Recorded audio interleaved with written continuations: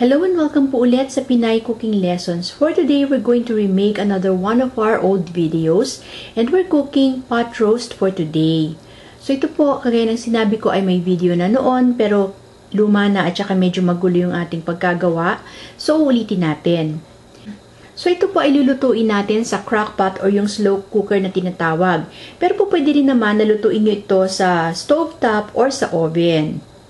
Ang mga ingredients na kailangan natin for our pot roast ay, for our first ingredient, ang kailangan natin ay beef. So this is about a kilo of bottom round beef. So ito po ay hindi natin ikakat, kundi lulutuin natin as one big slab. We also need 1 big can of Campbell's cream of mushroom soup, 1 packet ng Lipton Recipe Secrets onion soup mix, 1 packet ng brown gravy mix, about 18 pieces ng medium-sized na button mushrooms. So, ito po ay hinati natin sa gitna. And then, kung wala kayong makita na fresh button mushrooms po, pwede rin na yung nakalata ang inyong gamitin. 3 to 4 pieces ng small potatoes, quartered, 1 big carrot, sliced diagonally, and salt and pepper to taste. At yan ang mga ingredients na kailangan natin for our pot roast. For our procedure, ang una natin gagawin is iba-brown muna natin yung ating beef. So what I have here is a pan at nilagyan ko na ito ng kaunting cooking oil. So once mainit na yung pan, ilalagay na natin yung ating beef. So ipapa-brown natin yung ating beef on all sides. Pag brown na yung isang side, ito turn natin yung ating beef at yung kabilang side naman ang ipapa-brown natin.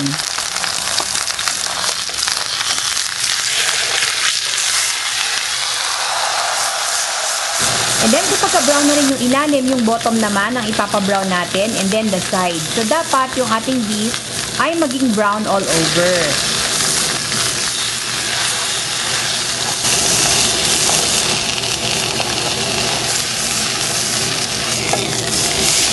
So, once nag-brown na yung ating beef, pwede na nating patayin yung apoy. So, ilalagay lang natin bali yung ating napa-brown na beef sa loob ng ating slow cooker or crockpot. And then, ilalagay natin bali sa sides niya yung potatoes and carrots natin.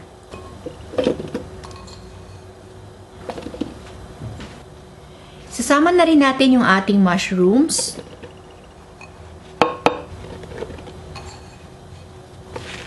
And then, ilalagay natin on top yung ating onion soup mix. So, ibubuhos lang natin or ibubudbud lang natin. Pati na rin yung ating brown gravy mix. Next, isi-season natin ito with salt and pepper. So, konti lang muna and then adjust na lang natin yung lasa mamaya. And then, ilalagay natin on top yung ating cream of mushroom soup.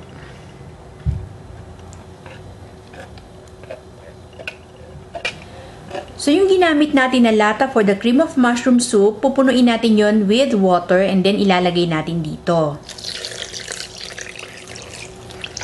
Next, ilalagay natin yung ating lid. At i-on natin itong ating crockpot or slow cooker. Kung hindi kayo nagmamadali or kunwari ay papasok kayo sa office in the morning, pwedeng iset ninyo yung cooking time nito on low and then ilagay ninyo for 8 hours. Ngayon, kung nagmamadali naman, pwede ring on high ninyo ito lutuin and then iset nyo yung clock for 4 hours. So, pwede rin naman, another alternative is lutuin nyo ito sa oven.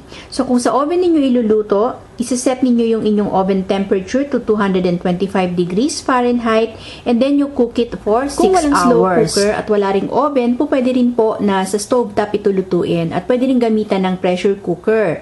So, depende na lang kung gaano kabilis lumambot yung inyong beef na gagamitin, yung cooking time nyo para dito.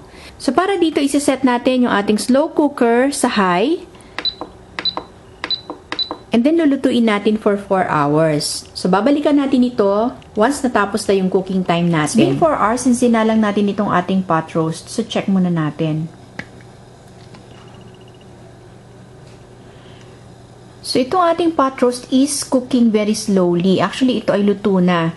Ngayon, pag nakita ninyo na medyo malabnaw yung sabaw, ang pwede nyong gawin is tanggalin nyo muna yung sabaw from the crock pot and then isa lang ninyo sa stove top.